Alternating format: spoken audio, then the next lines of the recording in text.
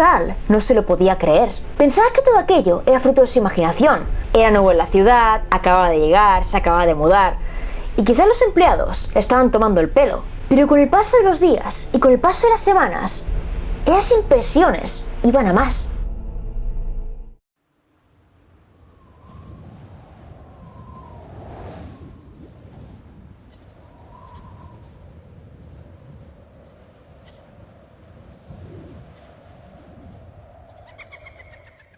Muy buenas a todos y bienvenidos un día más a mi aterradora biblioteca. Por si no me conoces me presento, me soy Netflix Flisher y cada semana, si todo va bien, traigo a este canal los misterios más impactantes de la historia. En el día presente traigo un caso cortito pero intenso, y es que traigo la historia de la Casa Riddle. Una casa que presume ser la más embrujada de Florida. Pero antes de empezar, no tiene nada que ver con Harry Potter, es otra cosa, ¿vale? Sí, es Riddle, pero no es de Tom Riddle, es de Carl Riddle. Ya lo veréis más adelante, no os preocupéis. Y bueno, no me enrollo más, y si queréis saber qué le pasa a esta casa, ya sabéis, apagad todas las luces, cerrad todas las puertas y poneos cómodos, porque aquí empiezan vuestras nuevas pesadillas. Y bueno, y así más, ¡empezamos!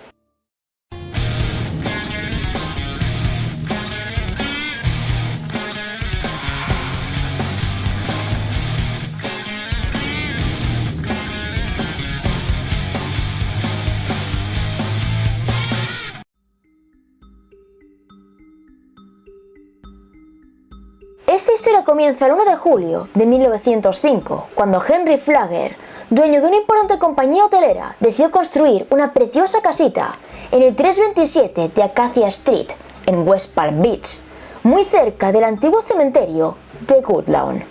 No queda muy claro el por qué eligió este lugar para construirla, pero suponemos que la intención iba a ser la de alquilarla. El estilo de la casa era eduardiano y contaba con 3 plantas. La planta baja tenía un porche, un amplio salón, una cocina y un baño. La segunda planta tenía los cuartos y un baño más. Y la tercera era el ático, una zona destinada a guardar trastos. Algo muy importante de esta casa eran los colores de su fachada. Colores brillantes que llamaban muchísimo la atención. Era algo muy llamativo en aquellos tiempos, con lo cual la gente de la zona la comenzó a llamar la Dama Pintada. No sabemos quién vivió en ella en primera instancia, pero sí tenemos archivos que nos dicen que durante años fue pasando de mano en mano. Algunas fuentes dicen que al menos al principio vivió allí el hombre que mandó construirla, Henry Flagler, pero otras dicen que esto no es cierto y que desde el principio fue una funeraria. Debido a lo cerca que estaba del cementerio, se vio la comunidad como depósito de cadáveres y al mismo tiempo como residencia de los hombres que trabajaban allí. En aquellos tiempos había un negocio muy interesante con el tema de la muerte. Venta de cadáveres para el estudio, saqueo de tumbas, robo de joyas, de ropa. Había personas que se dedicaban exclusivamente a entrar en cementerios y saquear tumbas. Y que esta funeraria fuera llamada popularmente la Dama Pintada no imponía nada. Así que los trabajadores se lo cambiaron por la Casa del Guardián. Fue en esos momentos que la casa vivió su primera muerte y al mismo tiempo el nacimiento de su primera historia de fantasmas. Según algunas fuentes, uno de los habitantes de esa casa fue un hombre llamado Buck, el cual era el jardinero del cementerio de Woodlawn. Buck era un hombre tranquilo, agradable y con aficiones sencillas. Le gustaba dar paseos, ver cerveza con amigos y sentarse en el porche de la casa a ver las horas pasar. Sin embargo, un día se involucró en un altercado que no tenía ni pies ni cabeza. Mientras cumplía con su jornada laboral, llegó un visitante problemático al cementerio y tras una fuerte discusión, se enzarzaron en una pelea física. Una pelea a raíz de la cual Buck perdió la vida. Fue a partir de entonces que algunas personas comenzaron a decir que su espíritu no descansaba en paz. Había testigos que decían que Buck seguía paseando por el cementerio, barriendo las hojas secas, cuidando las flores, paseando entre las tumbas, y que incluso se dejaba ver sentado en el porche de la Casa del Guardián, sentado allí con una lata en la mano y canturreando una canción popular. En 1914 la casa pasó a manos del ayuntamiento de West Palm Beach y la gente le cambió otra vez el nombre, llamándola ahora la Casa de la Ciudad. Los años pasaron y pronto en las cercanías comenzó a sonar muchísimo el apellido Riddle. Dos hermanos llamados Carl y Kenyon Riddle tomaron puestos muy importantes en el gobierno y comenzaron a hacer grandes cosas por los vecinos. Carl se convirtió en el primer administrador de la ciudad y al mismo tiempo fue superintendente de obras públicas. Él y su hermano Kenyon construyeron varias casas a las afueras y ofrecieron puestos de trabajo a varias personas, con lo cual podríamos decir que se convirtieron en personas muy queridas. Como podéis imaginar, esto gustó muchísimo a la gente, más casas, más oportunidades, y parecía que había alguien que se preocupaba por ellos. Y ya cuando en 1920 Carl y su esposa compraron la casa de la ciudad, nadie puso pegas, más bien al contrario. El hombre llegó allí, se instaló, dio vida al lugar, y de puertas para afuera todo era perfecto. Buen vecino, muy respetuoso, le importaban los demás, le importaba la ciudad. Pero de puertas para adentro algo no iba bien. Los Riddle tenían servicio en casa, tenían jardinero, ama de llaves, y esos empleados decían que dentro de la residencia pasaban cosas extrañas. Durante el día era un lugar tranquilo y acogedor, pero al caer el sol, esa casa se tornaba fría y oscura. Se escuchaban susurros, murmullos, pisadas, había fríos inexplicables. Carl no se lo podía creer. Pensaba que todo aquello era fruto de su imaginación. Era nuevo en la ciudad, acababa de llegar, se acababa de mudar, y quizás los empleados estaban tomando el pelo. Pero con el paso de los días y con el paso de las semanas, esas impresiones iban a más. Lo notaba él, lo notaba su mujer, lo notaban sus hijos. Y en mitad de la noche escuchaban pasos muy claros. Así que decidió apuntar todo lo que pasaba en una libreta. Apuntaba la fecha, la hora, qué había visto, qué había sentido. Y sin darse cuenta, acabó llenando decenas de páginas. Aún así, cabe decir que no pasaba nada violento. Eran solo ruidos, sensaciones. Así que podríamos decir que los Riddle no tenían miedo. Pero en 1929 la cosa cambió, ya que lo que Carl escribía se tornó más siniestro. Cuando llegó la depresión económica, algunos empleados de la casa se mostraron tensos y distantes. Tenían muchos problemas para llegar a fin de mes y estaban con el agua al cuello. Pero entre ellos había un empleado que lo estaba pasando peor que los demás, y su nombre era Joseph.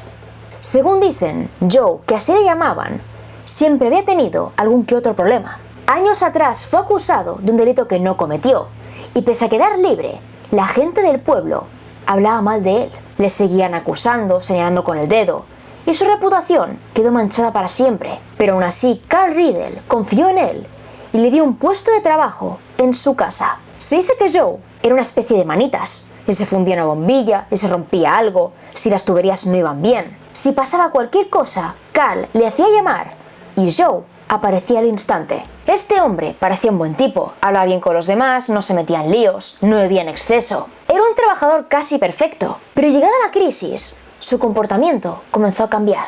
Apenas hablaba, apenas hacía bromas, mantenía siempre la cabeza agachada, y poco a poco su forma de ser se fue apagando. Al menos al principio, nadie dio importancia, pero un día fue llamado a la casa para reparar una gotera que había en el ático.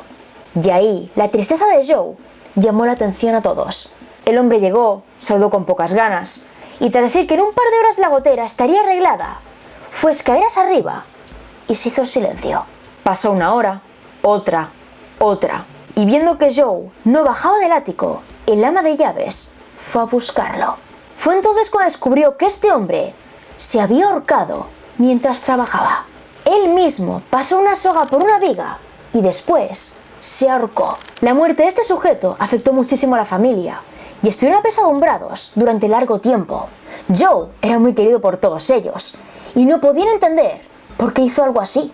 No solo se quitó la vida, sino que además lo hizo en la casa de las personas que le dieron un trabajo, en la casa de las personas que confiaron en él, y eso a Carl lo destrozó por dentro.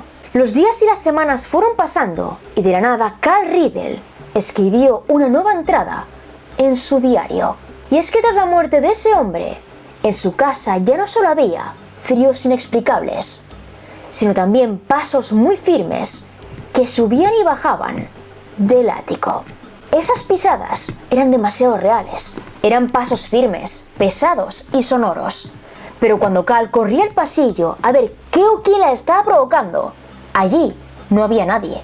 Los susurros que antes emergían de las paredes ahora eran conversaciones claras, que venían de habitaciones que debían estar vacías. Había personas en su casa que estaban hablando, pero cuando Cal iba a verlo, no había nadie. Puertas y ventanas se abrían y cerraban solas.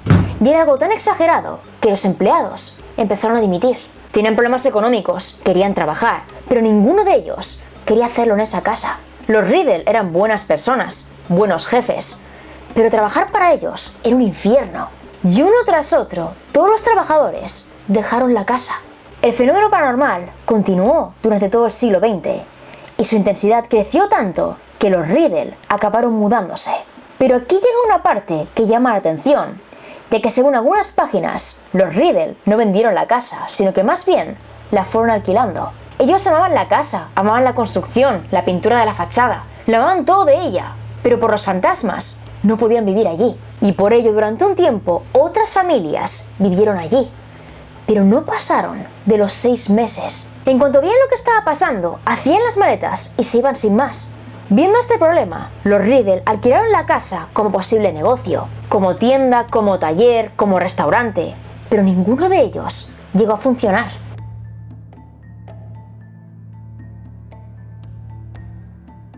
A principios de la década de 1980, Palm Beach Atlantic College se interesó por la casa Riddle.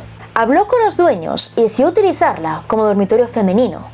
Y al menos al principio, todo fue muy bien. Se hicieron los cambios sin problemas, se colocaron los muebles, llegaron las estudiantes. Pero ya en la primera noche, ninguna de ellas pudo dormir.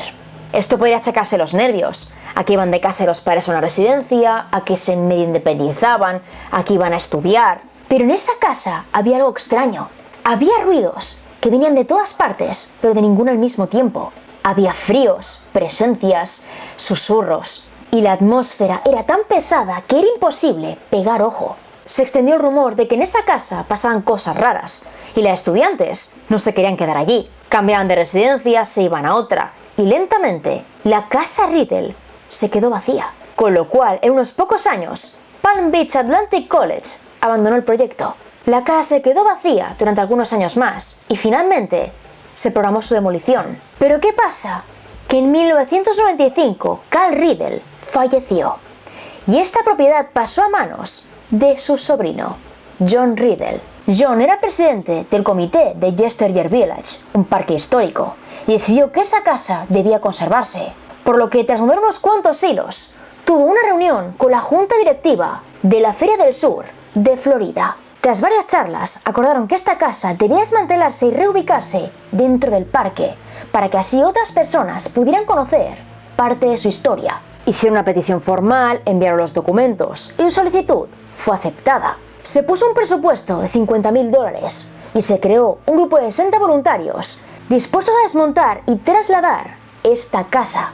Entre los días 12 y 13 de agosto de 1995, la casa Riddle fue desmantelada y tras ello fue llevada al recinto de Yesteryear Village. Es en este punto cuando viene una parte muy interesante, y es que la casa se dividió en las siguientes partes. Por un lado tenemos el primer bloque, conformado por el ático y el tejado antiguo, y por otro lado está el segundo bloque, conformado por la planta baja y el segundo piso. Los dos bloques fueron llevados al parque y una vez allí fueron montados de nuevo. Pero el problema aquí es que el paso de los años y el mismo traslado dañó muchas cosas, parte de la fachada, algunos cristales, muebles originales, y John movió hilos. Se reunió con varios grupos y consiguió una subvención histórica de $450.000, subvención gracias a la cual la casa Riddle volvió a tener la misma apariencia que tenía en 1920.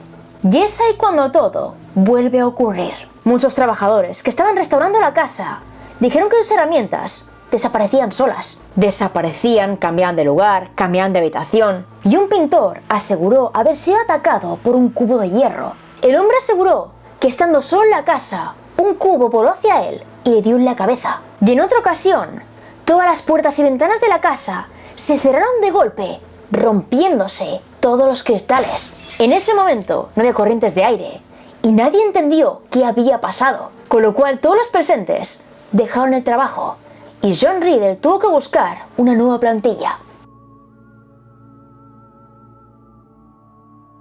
Después de reconstruir la casa se llevó a cabo un evento social. Se abrieron las puertas, se hizo un tour gratuito, sacaron fotos, se lo pasaron muy bien y algunos testigos repetían una y otra vez que les encantó ver a aquella pareja vestida de época. Pero según la dirección, en ese evento no hubo nadie disfrazado. No contrataron a ningún actor, a ninguna actriz. Y la Casa Riddle era un simple monumento histórico, un edificio puesto allí para que la gente aprendiera sobre su tiempo.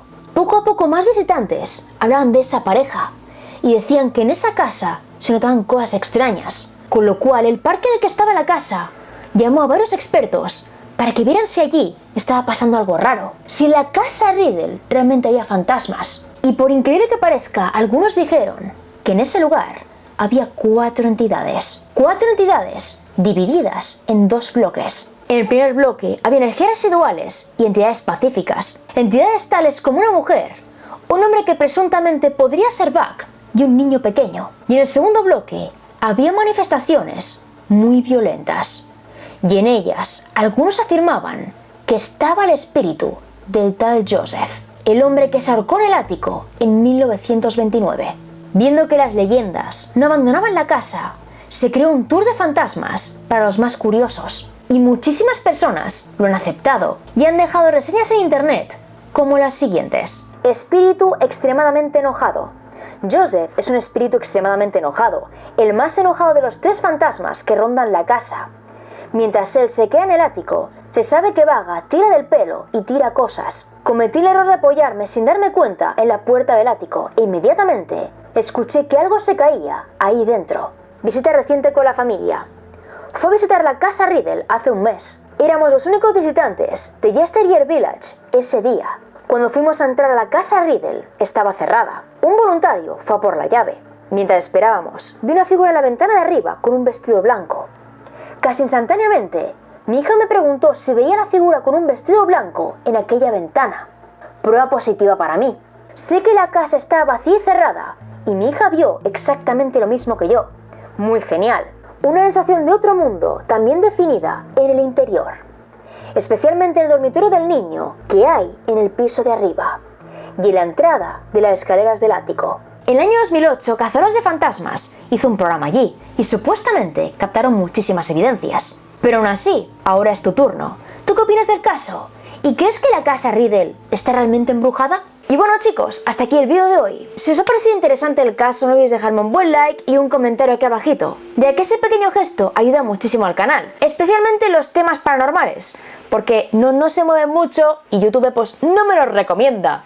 Así que please, si te ha gustado, déjame un like y un comentario aquí abajito. Y ahora sí que sí, voy despidiéndome. Aquí abajo tenéis todas las fuentes consultadas, enlace directo donde conseguir mis libros, entre ellos España Hechizada, que ha salido este año, y todas pero todas mis redes. Tengo Facebook, Twitter e Instagram y Twitch, que también tengo Twitch y hago directos de lunes a viernes, y planifico los cambios, las novedades y multitud de chorras más. Y ahora sí que sí, nos vemos en el próximo vídeo.